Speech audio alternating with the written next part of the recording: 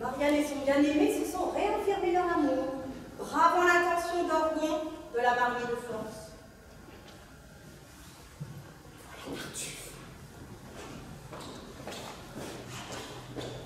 Laurent, serrez ma haine avec ma discipline et priez que toujours le ciel vous illumine. Si l'on vient me voir, je vais aux prisonniers, les aumônes que j'ai partagées les premiers. Que voulez-vous? Oh mon Dieu, je vous prie, avant que de parler, prenez-moi ce mouchoir. Comment? Couvrez ce sein que je ne saurais voir, par de pareils objets, les âmes sont blessées, et cela fait venir de coupables pensées. Vous êtes donc bien tendre à la tentation, et la chair se ressent suivant la passion. Certes, je ne sais pas quelle chaleur vous monte, mais à convoiter, moi je ne suis point si compte. Je vous verrai nu jusque en bas, que toute votre peau ne me tenterait pas. Oh, mettez dans vos discours un peu de modestie, ou je vais sur le champ vous quitter la partie. Non, non, c'est moi qui vais vous laisser en repos. Et je n'ai seulement qu'à vous dire deux mots. Madame va venir dans cette salle basse, et d'un mot d'entretien vous demande la grâce. Hélas, très volontiers. Ah, il sera d'ici. Certes, je suis toujours ce que j'en ai dit. Viendra-t-elle bientôt? Ah, je l'entends, ce me semble. Oui, c'est elle, en personne. Je vous laisse ensemble.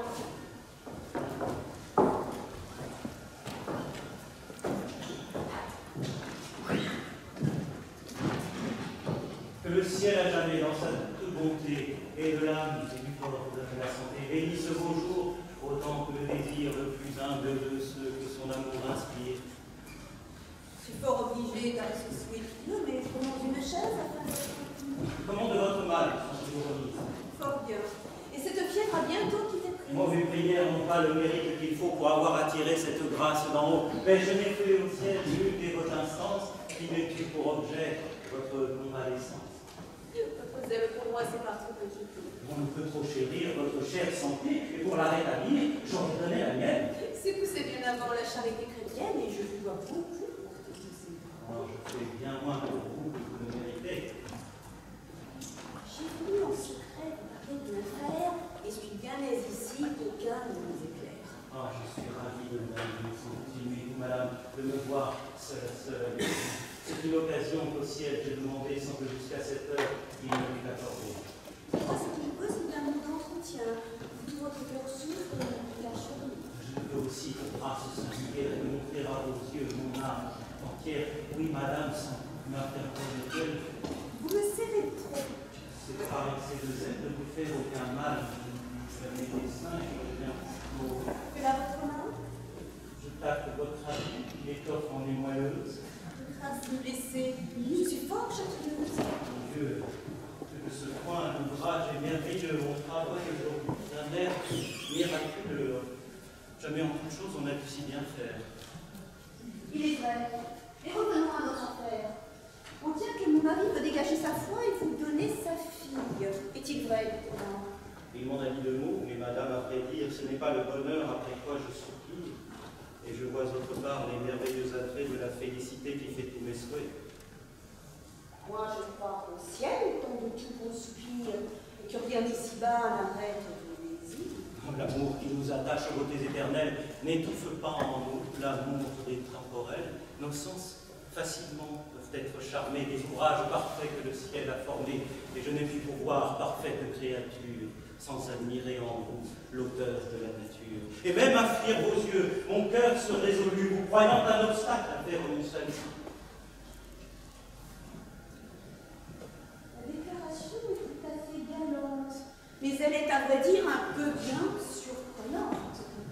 Devriez-vous pas enlever mieux votre sang et raisonner un peu sur un pareil dessein?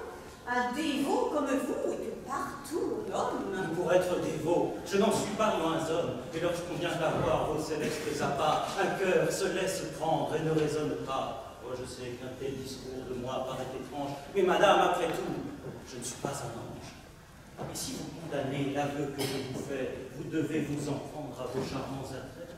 Dès que j'en vis briller la splendeur humaine, de mon intérieur aux flûtes souveraines, j'aurai toujours pour vous, au suave merveille, une dévotion à l'autre pareille. D'autres prendraient la chose d'autre façon peut-être. Mais ma discrétion se veut faire paraître. Je ne rapporterai point l'affaire une chose de vous. C'est de presser tout franc et sans nulle chicane l'union de Valère avec Marianne.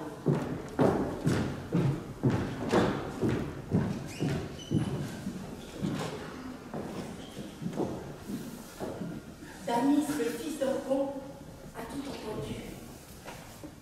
Il a révélé à son père l'âme du scélérat.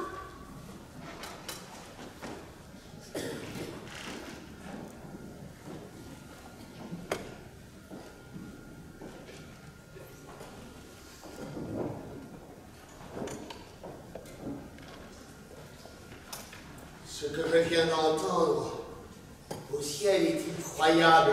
Oui, mon frère, je suis un méchant, un coupable, un malheureux pécheur tout plein d'iniquité, le plus grand scélérat qui jamais. Croyez ce qu'on vous dit, armez votre courroux, et comme un criminel, chassez-moi de chez vous. Un traître de fils! Oh, si tu viens par cette fausseté, vouloir de sa vertu tenir la pureté. Moi, laissez-le parler, vous l'accusez à tort, et vous ferez bien mieux de croire à son rapport. Oui, mon cher fils, parlez, traitez-moi de perfide, d'infâme, de perdu, de voleur, d'homicide, accablez-moi de noms encore plus détestés. Je n'y contredis point, je les ai mérités. S'il dit un seul mot, je lui romprai les bras. Non, mon frère, au nom de Dieu, ne vous emportez pas. J'aimerais mieux souffrir la peine de la plus dure qui eût reçu pour moi la moindre égratignure. Je vous parle tous. Il faudrait connaître qu'il faut qu'on m'obéisse et que je suis le maître. Allons, qu'on se rétraite et qu'à l'instant fripon, on se jette à ses pieds. Je le prie, Pandare de ma succession, et lui donne de plus ma malédiction. Offensé de la le sainte personne. Oh ciel, pardonnez-lui les douleurs qu'il me donne.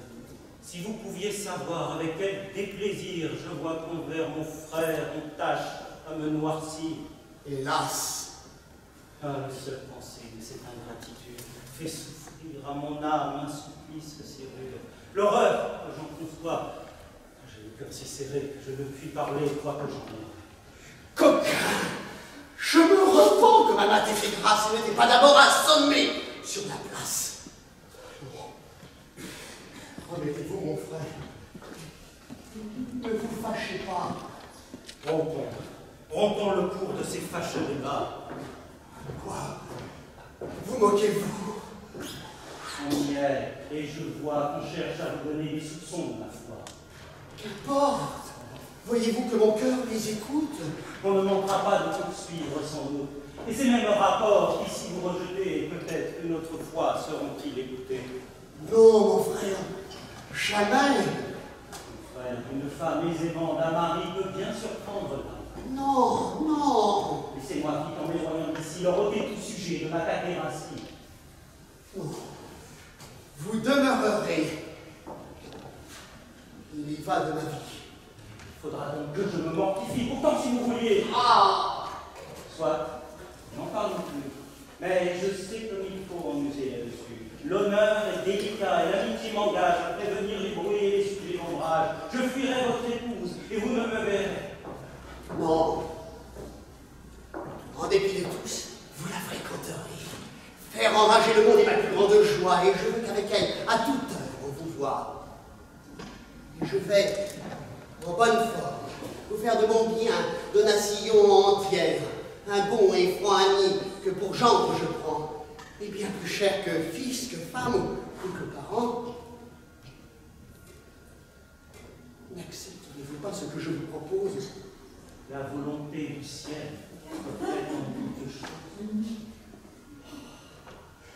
Pauvre.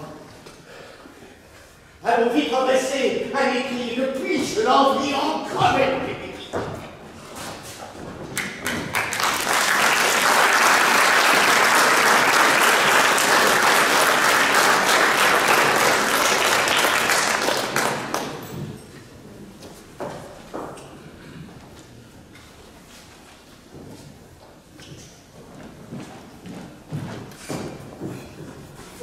chasser le félon. Je vais attirer le tartuffe dans son piège et montrer la vérité à mon mari.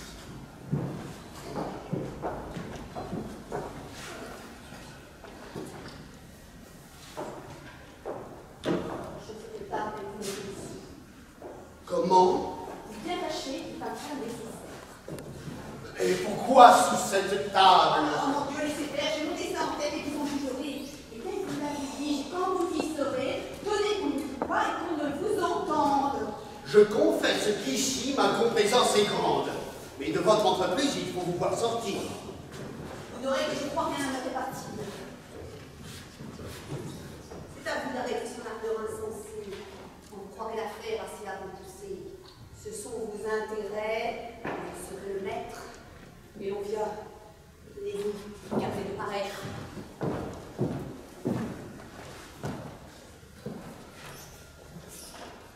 On m'a dit qu'en ce lieu, vous me vouliez parler.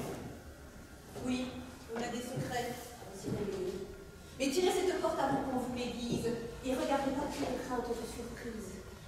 Une affaire pareille à celle de tantôt n'est assurément pas ici ce qu'il nous faut. On trouve, et bien vrai, ainsi fort possédé, que de le démentir, ce n'est point une idée. Ce langage à comprendre est assez difficile, madame, et vous parliez tantôt d'un autre style.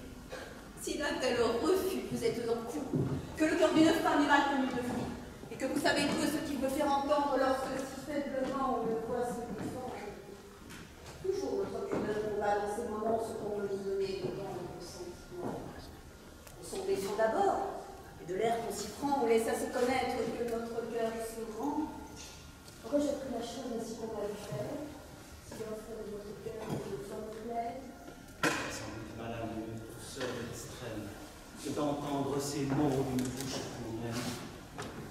Pourquoi vous voulez aller avec cette vitesse? Et d'un cœur tout d'abord épuiser la tendresse? Pour ce tu as vous faire un aveu des plus doux, cependant ce n'est pas encore assez pour vous. Et l'on ne peut aller jusqu'à vous satisfaire qu'aux dernières faveurs on me pousse la faire.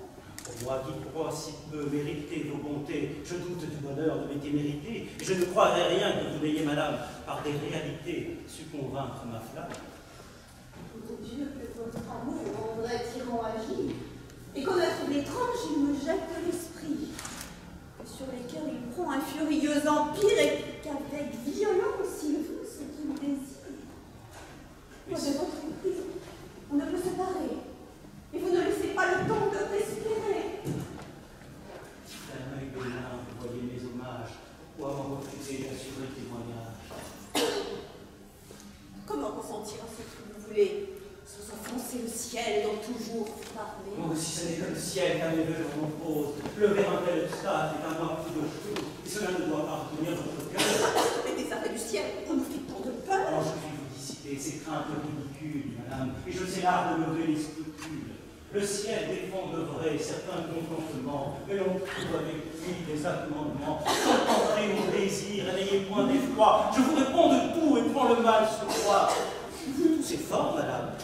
Oui, je suis au supplice. Vous plaît-il un morceau de ce jus de réglisse? Non, c'est un rhume obstiné sans doute, et je vois bien que tous les jus du monde ici ne feront rien. Enfin, votre structure est facile à détruire. Vous êtes assuré ici d'un plein secret. Le mal n'est jamais que dans l'éclat. Le scandale du monde est ce qui fait l'offense, et ce n'est pas péché, péché en silence. Bien, je vois qu'il faut se résoudre à céder, qu'il faut que je consente à vous tout accorder. Si ce consentement porte en soi quelque offense, tant pis pour qui me force à cette violence. Oui, madame. La faute, assurément, ne doit pas être à moi. Poussez cette porte et voyez, je vous prie, si mon mari n'est pas dans cette égale. Qu'est-il besoin du soin pour lui que vous prenez? C'est un homme entre nous à mener par le nez. Qu'importe, sortez, je vous prie un moment, et partout là-dehors, voyez exactement.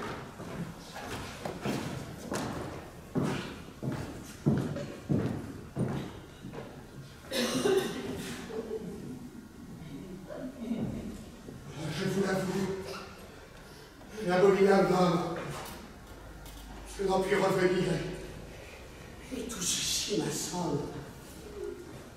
Quoi, vous sortez si tôt? Vous vous moquez. Rentrez sous le tapis, il n'est pas encore temps. Attendez jusqu'au bout pour voir des choses sûres. Et ne vous fiez pas aux simples conjectures. Non, rien de plus méchant n'est sorti. De l'enfer. Mon Dieu, ne faut pas croire trop de léger. Laissez-vous bien convaincre avant que de vous rendre. Et ne vous hâtez pas, de peur de vous méprendre.